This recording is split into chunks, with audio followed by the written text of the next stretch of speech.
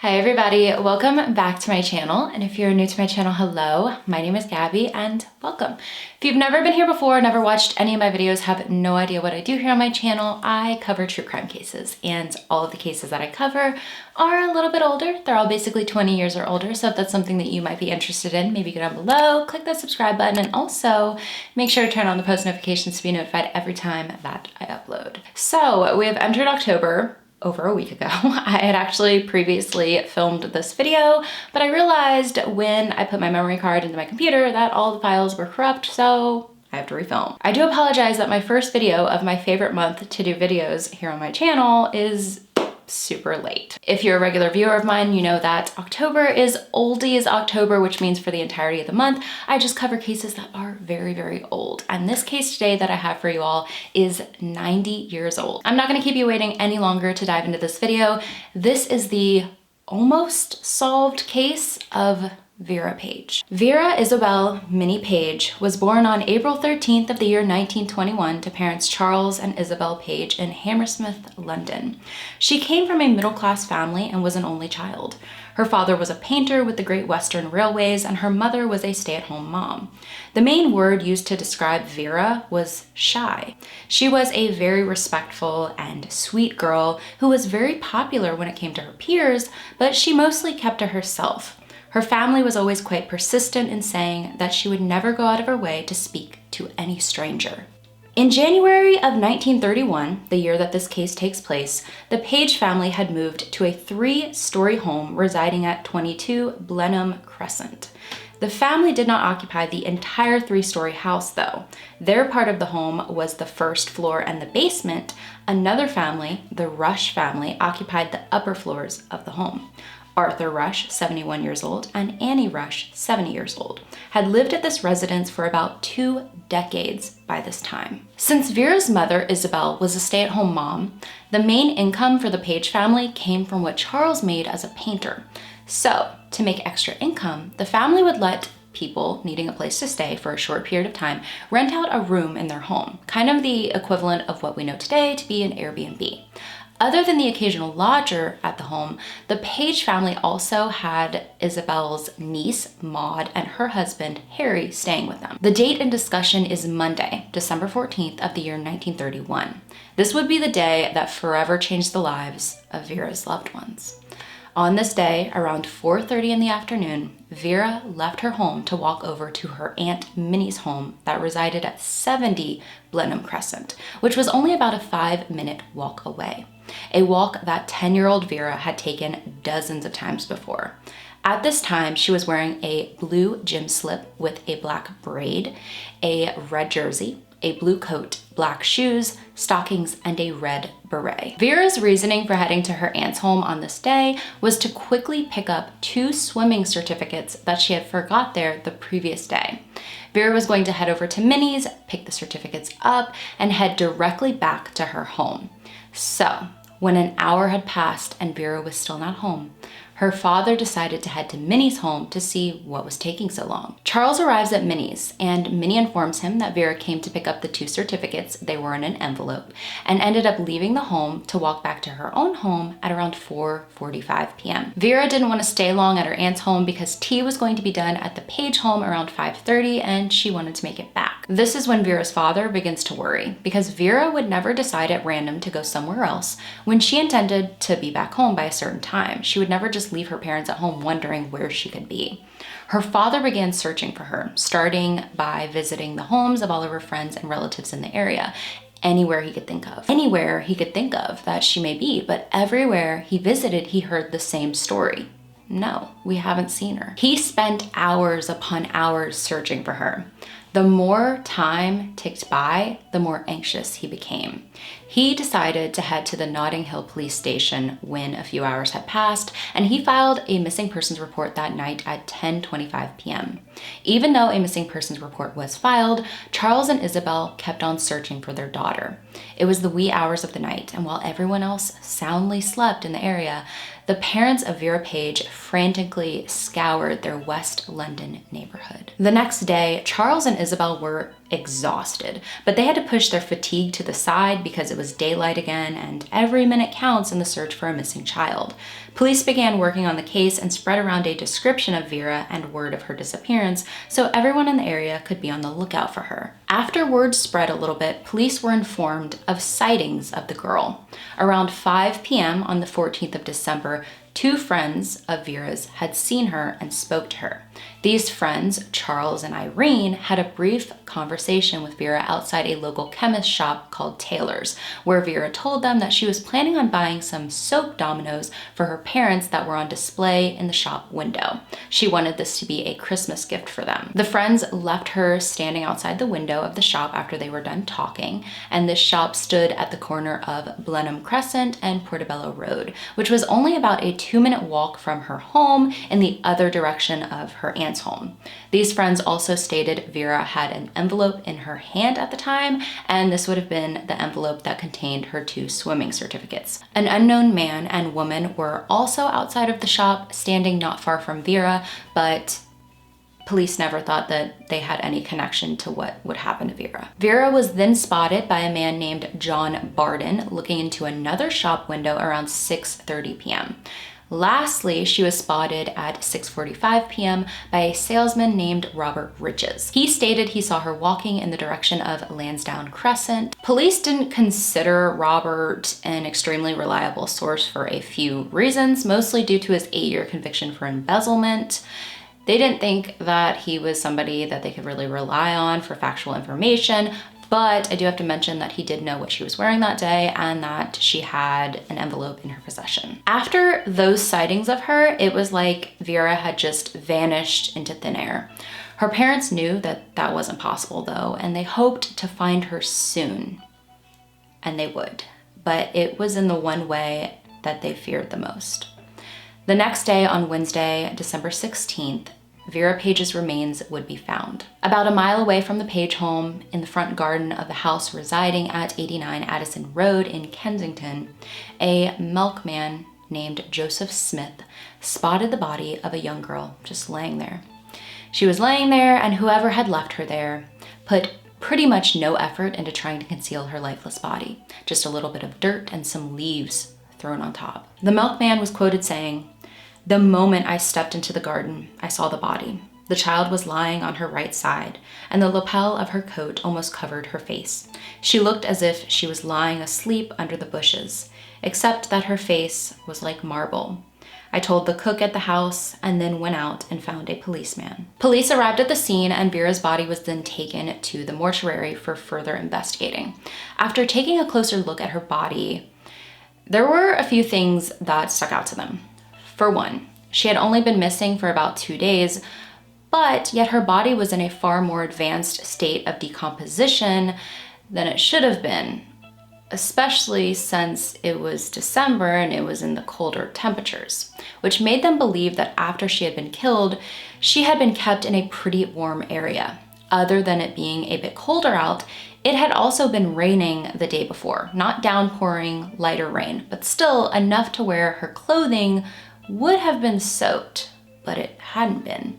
So she had obviously not been in that location very long before she was found. Something that also proves that true is the fact that the milkman had made his first morning rounds at 5:30 a.m. and he didn't see her body there at that time, but saw it there a couple hours later during his next round.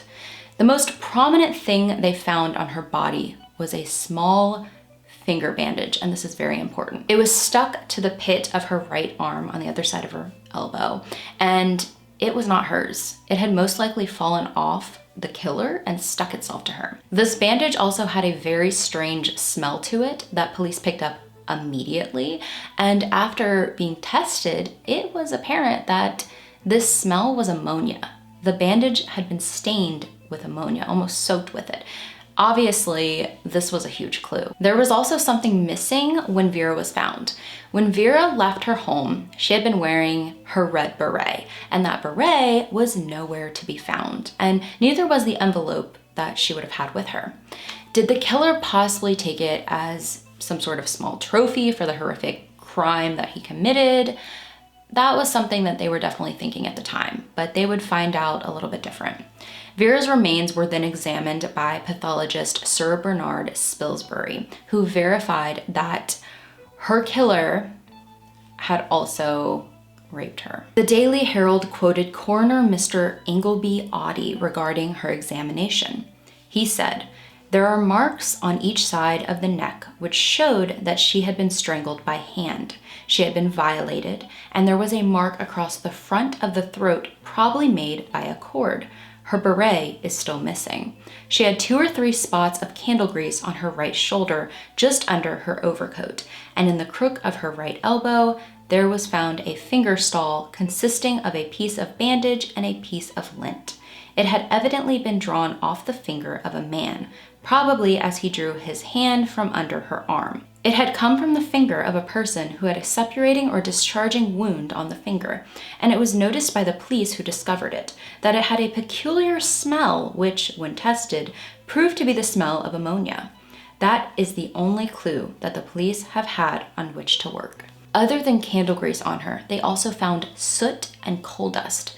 Due to this and the state of decomposition of her body, experts determined that after her murder, she had most likely been kept in an area like, say, a cellar. The problem, though, is that thousands of people in the area had a cellar, so they didn't even know where to start. Vera's murder was not one of those cases that was just put to the side. Authorities worked tirelessly to try to solve it. They wanted to catch the man responsible for such an unimaginable crime. As her family and friends grieved, they just wanted nothing more than justice to be served in a case that ultimately transformed the area where it happened. The news of Vera's murder spread around London, and parents feared for their children's safety more than ever before. Like I stated before, one of the main things missing from Vera was her beret, which would later be found. A local named Kathleen Short, who lived near Addison Road, stumbled upon a red beret not far from the location where Vera went missing, but at this time she didn't know that a little girl was missing or had been murdered. She brought it to the Notting Hill police station, and police showed it to Vera's parents, and they verified that it had been hers. Near the beret, Kathleen stated that she also found a piece of a candle and some tore up papers that she later threw away because she didn't think that they were of importance, but these papers are guessed to be the swimming certificates in the envelope that Vera went to pick up that day. The beret was said to smell of paraffin, but this was guessed to be from the fact that Kathleen Short had stored it under her sink for a period of time before she heard the news of the little girl's murder and her missing red beret. It was then discovered that Kathleen Short's family owned a coal cellar near Addison Road. This coal cellar was always shut tight and locked, but on the very day of the discovery of Vera's body, the door of the shed was completely open. Investigators went to the coal cellar and they looked around and they were like, this seems like the place where Vera's body may have been stored after she was murdered.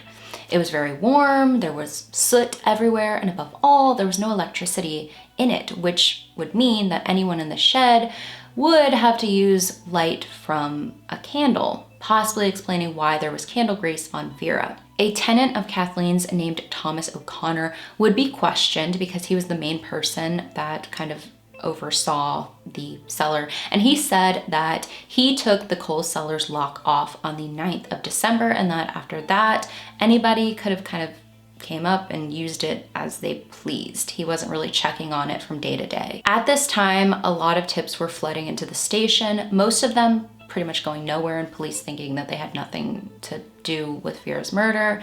Some sounded odd, but police didn't think that a lot of them really had much significance. So a lot of these tips they didn't really follow, and maybe they should have. One tip that they didn't really look into was a supposed sighting that came from someone claiming that they saw Vera riding on the handlebars of a bicycle being rode by a man with a mustache and a scar on his face. They didn't really follow it. This didn't really go anywhere.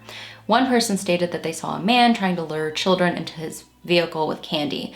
Again, there was no real description of this man, and Nobody said that they saw Vera with this man, so they didn't really follow this either. One of the more promising tips came from two women who stated that at around 8:30 p.m. on December 14th, they heard a child screaming. It sounded like a female child, and this was near their residence on Ladbroke Road, which was about a 12-minute walk from the Page home.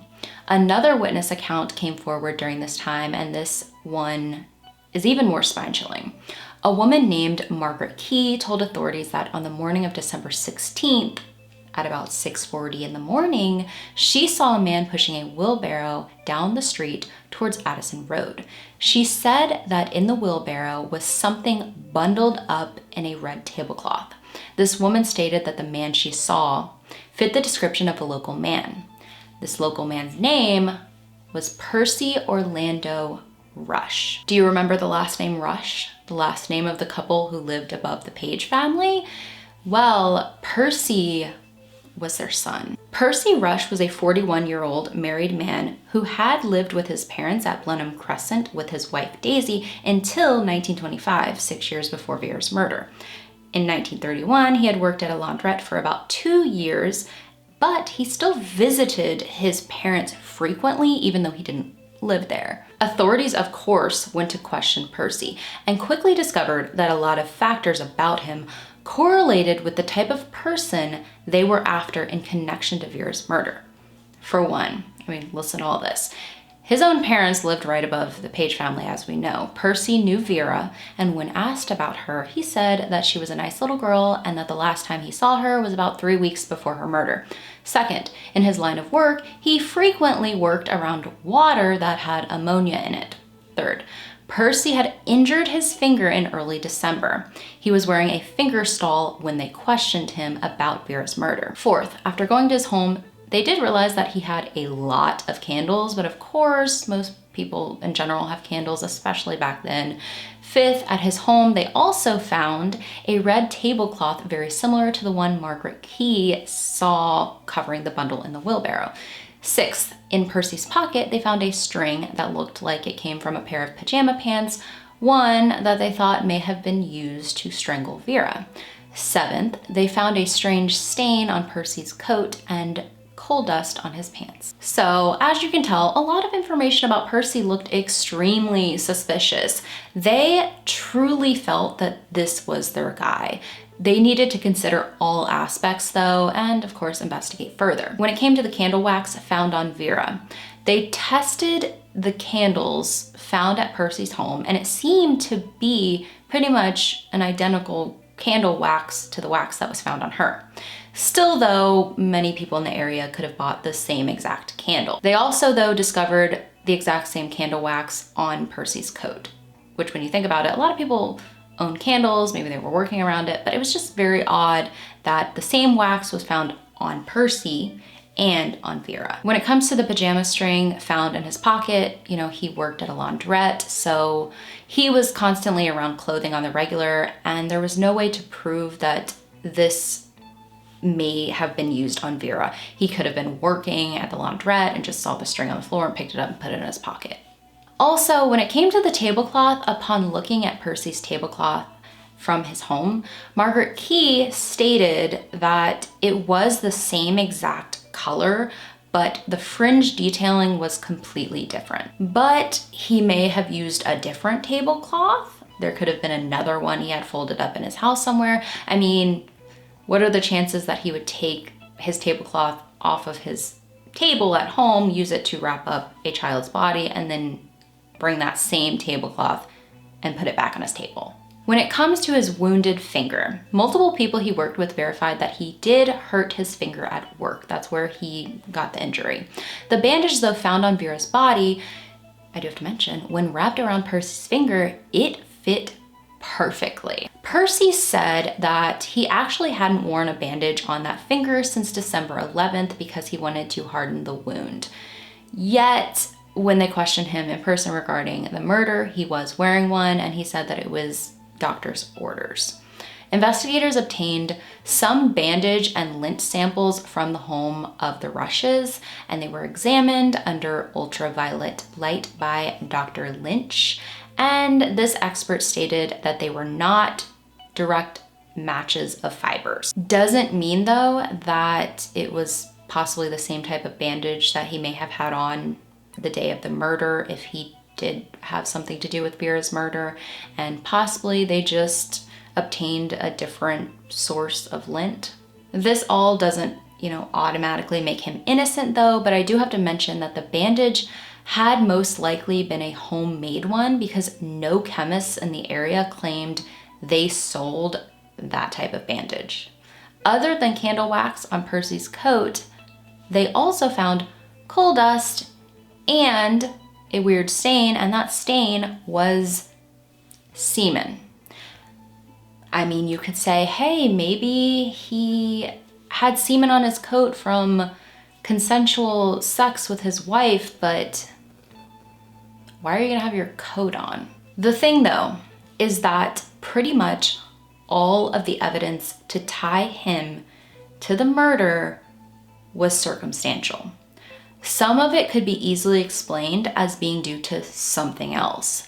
There were also absolutely no eyewitness accounts from anyone claiming they saw Percy and Vera together on the day that she was murdered.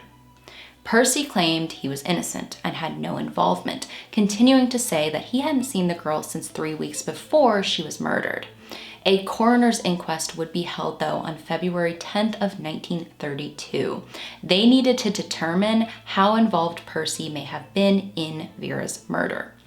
An article released by the Daily Herald on February 11th that I came across on newspapers.com highlights the case perfectly. The occasion was devastating for Vera's loved ones, with her mother collapsing into her husband's arms and having to leave the court for a brief period of time.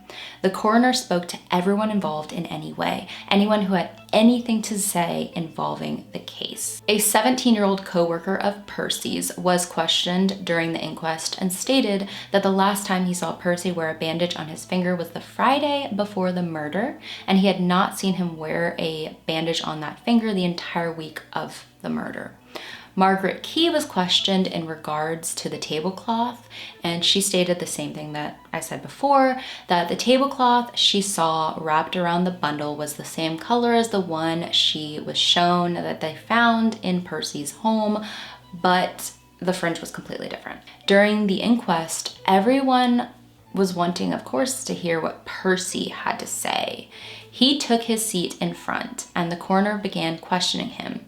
He asked Percy everything he did the day of the murder. Percy stated that his wife had been out of the home most of the day, and after he got off of work, he decided to head out to do some shopping around Kensington. He stated he arrived back home around 8:30 p.m. from shopping, and his wife arrived home not long after, and they both went to bed around 10:15 that night. Percy stated that on Mondays after work, he usually visited his parents who lived above the Page family, but on this day, he did not. Percy stated that he had only ever spoken directly to Vera once on one occasion. They asked if he had seen her at all the day of her murder, and he said no, that he wouldn't even have recognized her if he had. They asked him how he could have stated before that she was a nice little girl, but now he doesn't know if he would even have been able to recognize her if he saw her on the street, which is a perfectly logical question that I had myself. In response to that, Percy said, "She was, sir," meaning that she was a nice little girl, "but I would not have recognized her outside the house. I saw her inside the house. She never made herself familiar with me." At this very moment, a woman from the back of the court stands up and yells the words, "That man is telling lies, sir." The coroner then highlights a previous statement during questioning where Percy stated he had seen Vera playing outside her home before, in which he responds that he had seen her playing outside before, but it was his wife who pointed her out to him, that he on his own didn't know it was Vera. Percy insists he did not personally know Vera. Then the coroner asks him, "After the murder, did not your wife show you a picture of her in a paper and you recognized her?" Percy states that is right. The coroner then asks, "If you recognized her photo, you knew her by sight?" And Percy falls completely silent.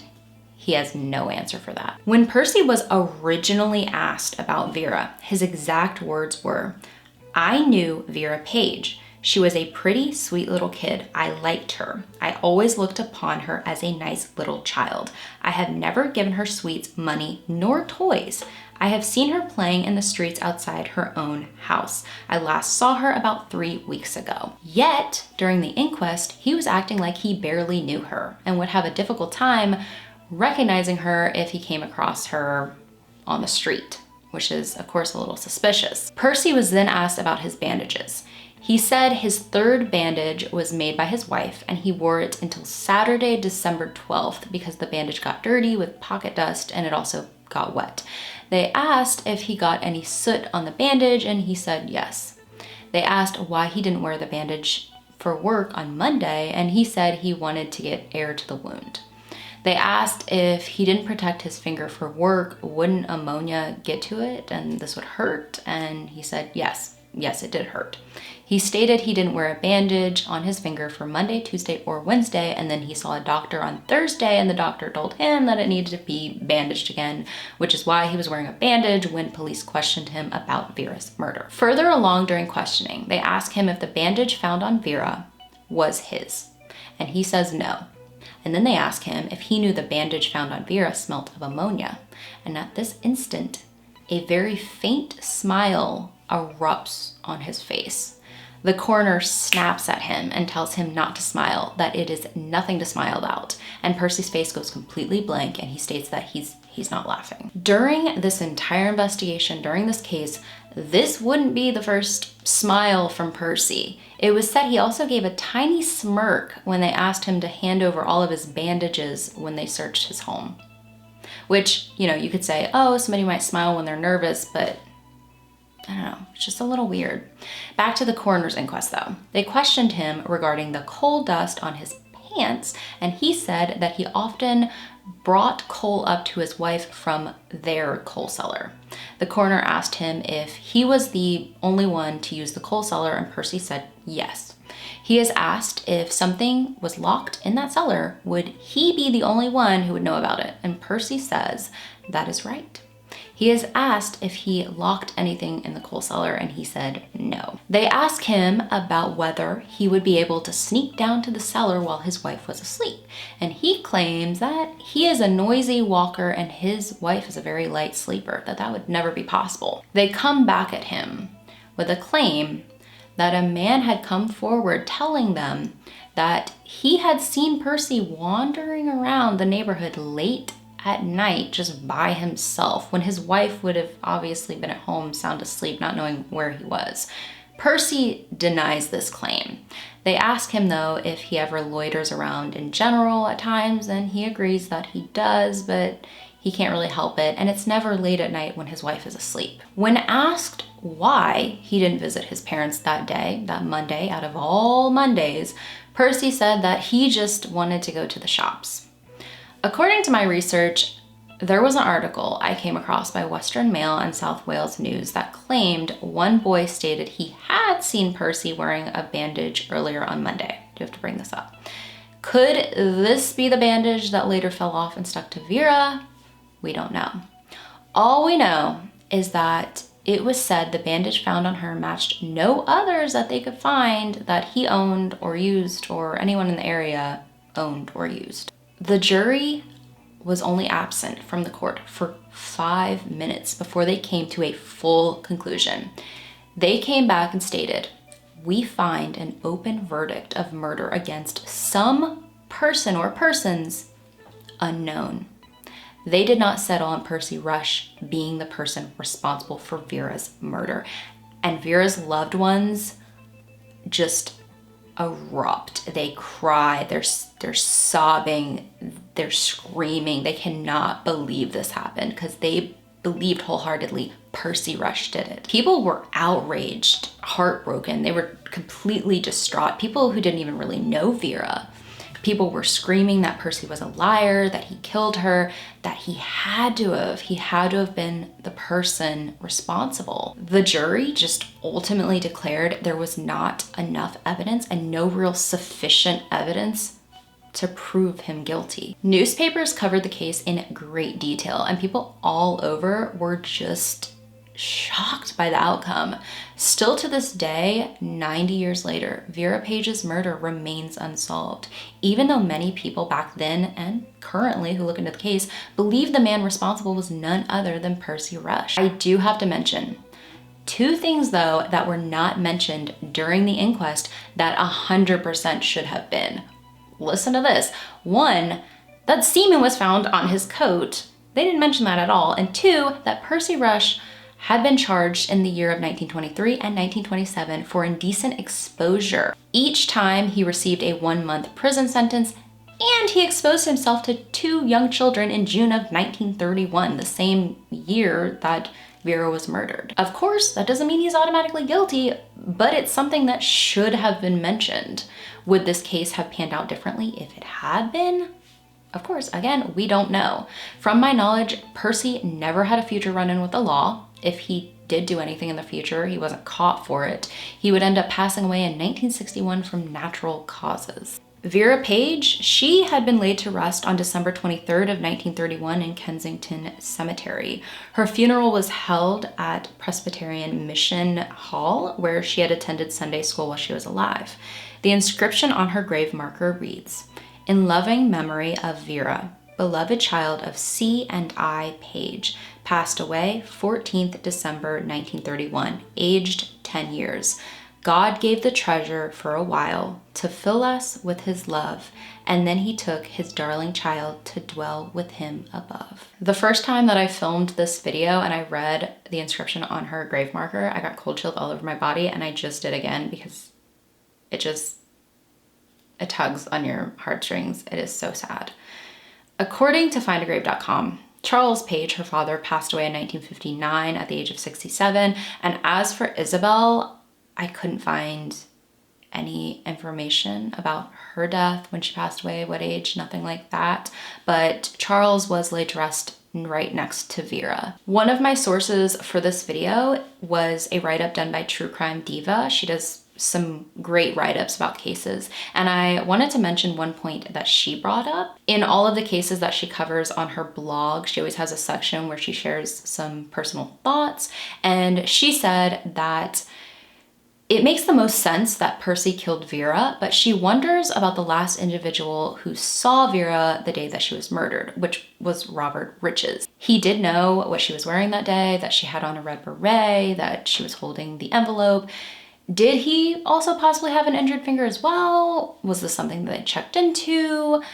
There's just no information regarding that. He was, though, the last person who stated that they saw Vera alive before what happened. If you want to possibly dive into this case a little bit more or hear about other cases that occurred around that time, around that area, there is a book you can purchase titled Unsolved London Murders, the 1920s and 1930s by Jonathan Oates. I will post it below in the description of this video if you want to check that out. When it comes to my personal opinions about this case, I think overall this is just one of those unfortunate cases that would possibly be solved with the technological advancements of today, but it occurred so long ago, and there just wasn't enough evidence to tie any one person to the crime, even the person who obviously looked the most guilty. When you look into this case, everything points to Percy, but in my head, I've come across so many cases where a certain person just looks so insanely suspicious, and then they end up doing DNA testing, genetic genealogy, and finding out that it was a completely another person that they had no idea about. The only thing that really rings in my head about this case is that, yes, Percy looks guilty, but nothing has ever been proven to be solid. You get what I mean? And I want to say that also, just because this case has gone unsolved for so many years, that doesn't mean that there is not hope. For instance, I just got reached out to by a family member of a victim from a case that I covered a little while ago, and this case happened 91 years ago. And this family member said that police have reopened the case and are looking back into it to see if they can figure out anything else. But I am really curious to hear what you all have to say about it. Do you think Percy Rush was guilty and that he got away with it and that maybe he just didn't do anything ever again because he got away with his one murder and he didn't want to take any chances? What do you think about it? Leave your opinions down below in the comments because I really, really want to dive into them. But that is the unsolved case of Vera Page. Thank you for taking a little bit of time to hear about today's case, and I will see you all very soon. Again, if you have any cases that are really old that you possibly want me to cover this month, make sure to send those over to gabulosiscaserequests@gmail.com, and I will see you all in the next one.